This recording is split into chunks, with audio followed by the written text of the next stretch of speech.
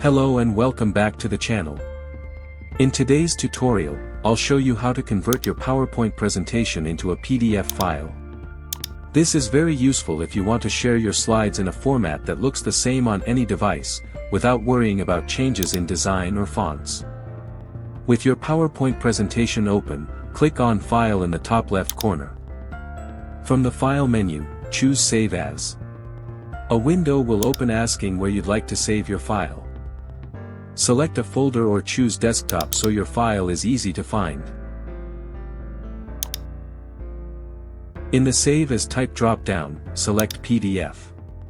Give your file a name, then click Save.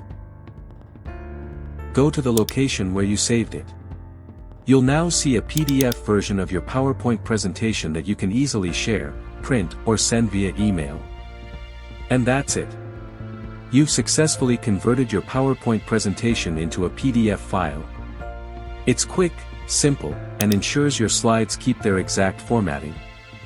If this video helped you, don't forget to like, share, and subscribe for more easy tech tutorials. I'm Douglas.